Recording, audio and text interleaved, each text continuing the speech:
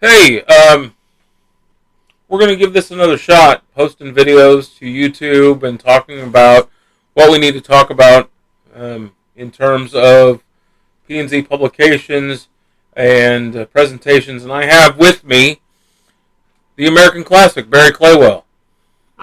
I'm his old man. Yep. And what we're wanting to do is talk about how we use our processes, which are two different processes if you think about it, to take care of ourselves in terms of our overall mental health and personal well-being in that regard. Um, Pops has a method that he's going to talk to you about a little bit, and then what we'll do is just kind of jump back and forth and explain, if you will. All right, my whole premise is dreams, and I know that dreams sound a little weird. We're used to being told that they don't amount to anything, that they're not valuable. But I went to group therapy 50 years ago, and I watched as a therapist led a young lady using her dreams to figure out a difficult situation she was in. And I thought, well, heck, I don't need somebody next to me to tell me what to do with that. I can do it myself. So I, through several years, many years now, examined my dreams and found messages. Now, messages come in little stories, is my experience. And I think that people like that because you can explain something by telling a story. If I told a story about a child learning to cross the street and look both ways, well, you can imagine what that would be like. If I told somebody about studying for an examination that was coming up and next week and they should prepare themselves, and you would say, well, I understand it. So that's how dreams kind of work. There's an old boy, he's passed, I'm sorry, 1970 he passed. His name was Frederick Pearls, Perls, Pearls. You can look him up because what he said to do, I did. And it took a lot of years to repair the damage that I had experienced. My father, he sexually abused me and my sister. And a traumatic event, traumatic experience. And I kind of think that's where a lot of people are, is they have traumatic experiences. Now, maybe not sexual abuse or anything, but a car accident, which damages somebody, a suicide in the family, the divorce of a member, your family, somebody, your parents, they divorce. It could be any number of a sickness, a death of a loved one that you really are close to. These can be traumatic experiences, and your mind is kind of helping you along. Kind of sends you messages, your conscious self, you, the person you walk around being all day, because we use our mind all the time. If you want to drive through traffic, you got to be paying attention to what's going on, and your mind is helping you do that. If you got to make decisions at work or at school or anything, what's 2 plus 2? Well, your mind tells you that's 4. Well, it's not you who thinks of it, it's your mind. And so it's up here. Your mind, and I know dreams, people don't have much faith in that and never have, but my experience is that dreams are wonderful, and you just kind of got to work through them and figure them out what they are, and I'll talk about that some. Okay. The other part of this that we're trying to do is gauge um, the overall value that an audience might see in what we're talking about. Conversely, I don't deal with dreams like Pops does. What I do is process my any emotional turmoil or anything like that through keeping of a journal. My rule has always been 250 words a day, 7 days a week, 365 days a year. I do this daily because what it does is allow me the opportunity to work through any issues that I might see in myself. It helps me deal with issues that come up at work.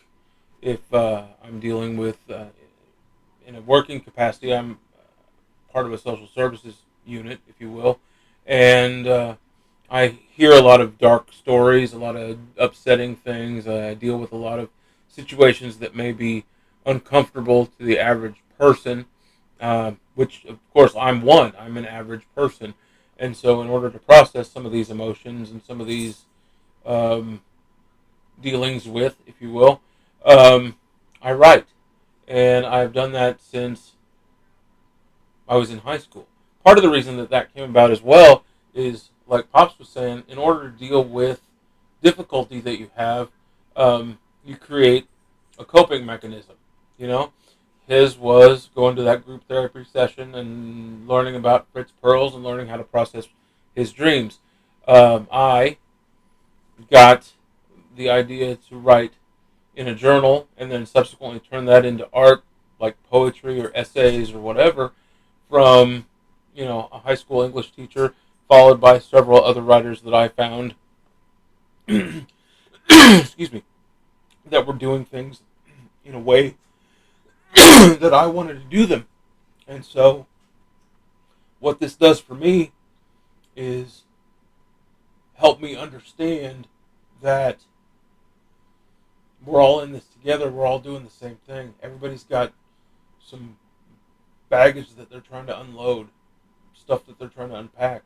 And so, what ultimately I'd like to see happen is see if we can continue to do these uh, little presentations, if you will, and perhaps bring on guests, bring on other members of the community that might be willing to participate in some of these processes, be willing to um, follow up if they choose to participate, be willing to write um, months worth of journal entries perhaps, and come back to this program, if you will, and see how it helps, or if it doesn't help.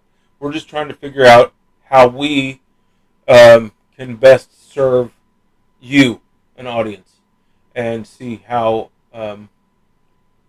we can help you see the benefit of really investing in an opportunity to take care of yourself.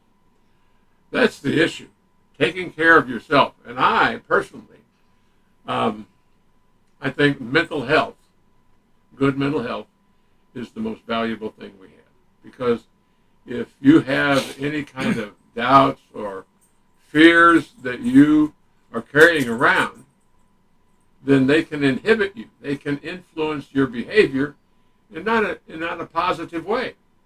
Whereas if you have positive attitude, positive experiences, a positive attitude about yourself and your life, you're getting along with others, you have good relationships, you're happy with the way your life is going.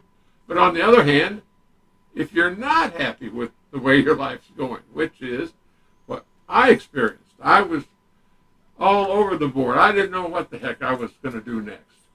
And finally I realized that, hey, I had to start over. And that's when I bumped into that group therapy session. I bumped into the use of dreams.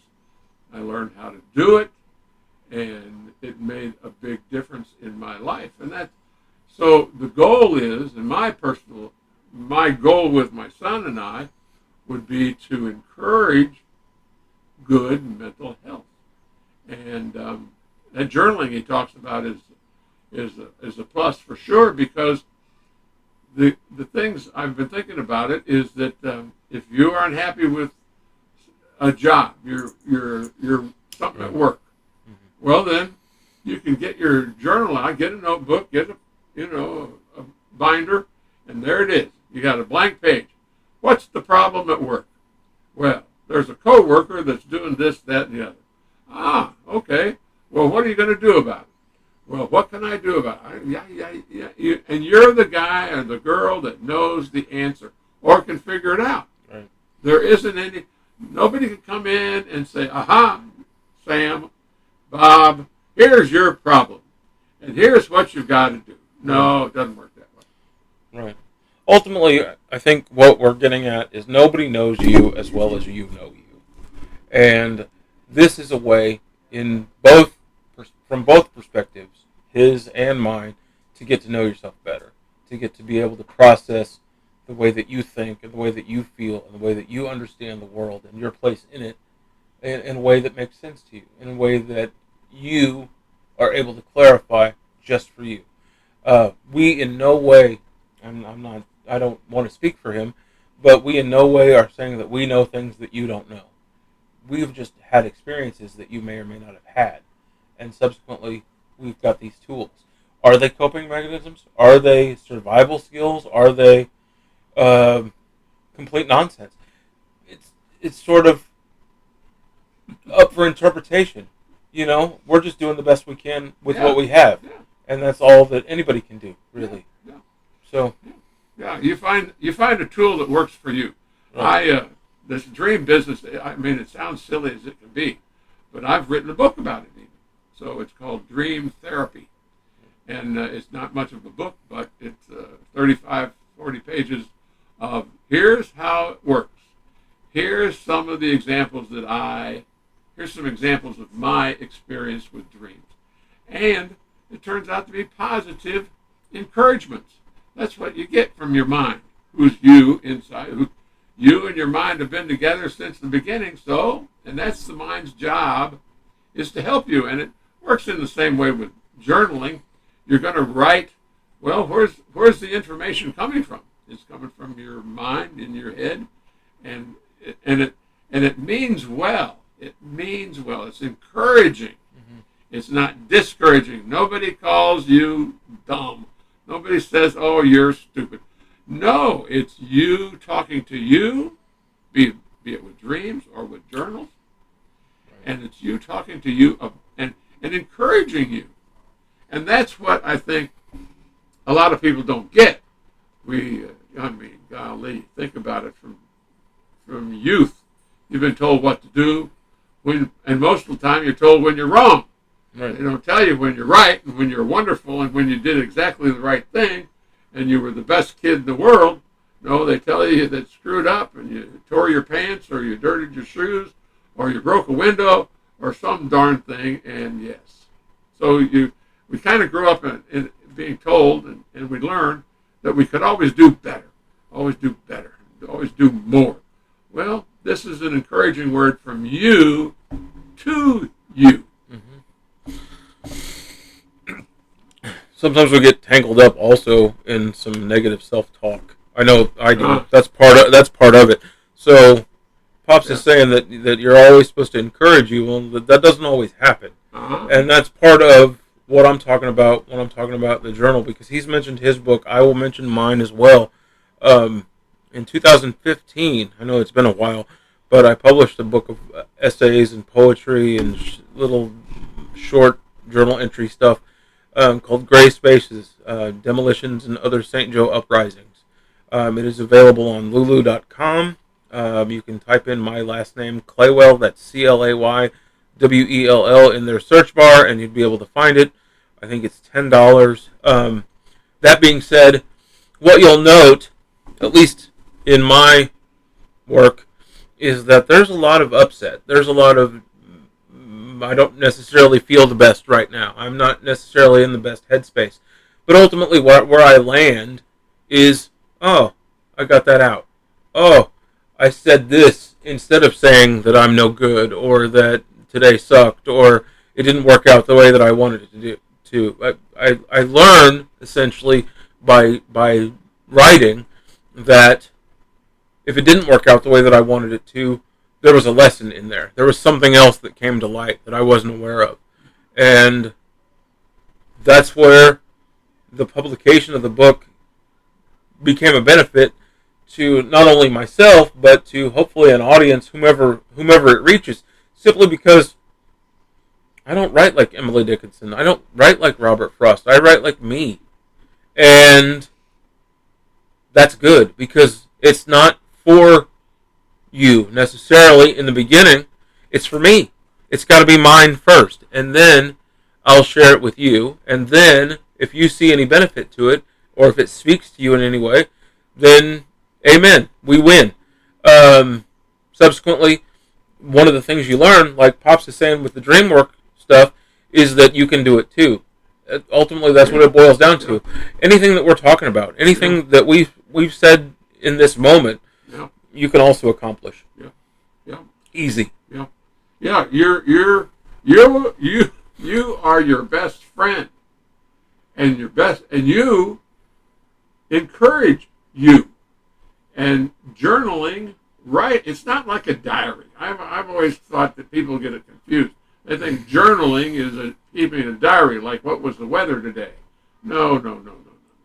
Your journal is a kind of a journey with you. Right. And you are the leader of this journey. You have this journal.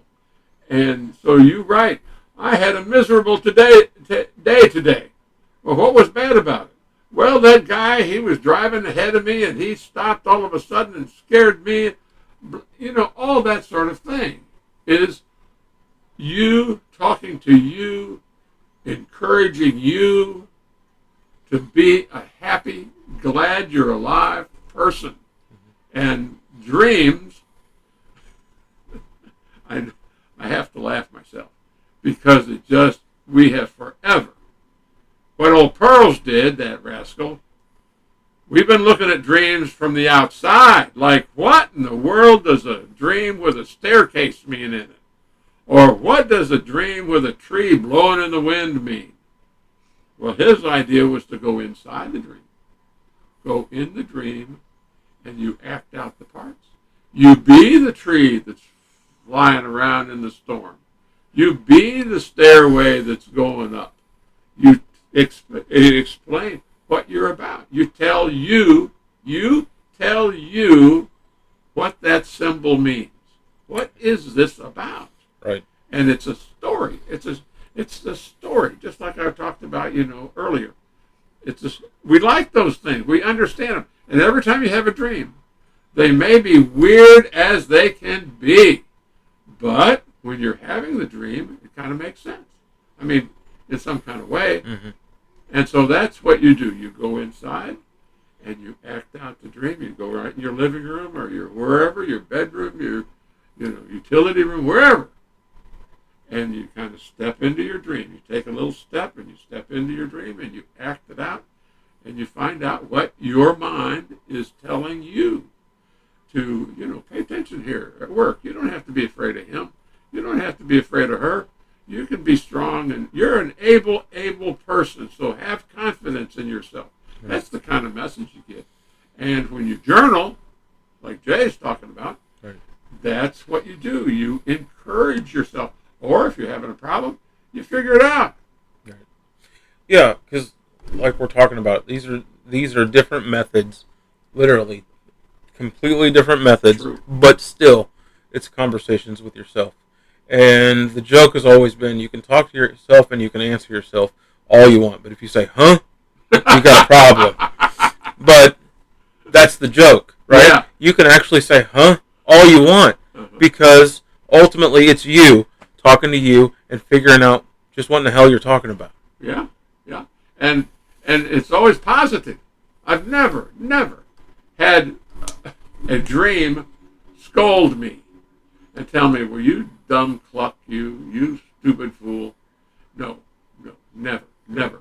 And when you're writing in your journal, you ask the question, then you answer it.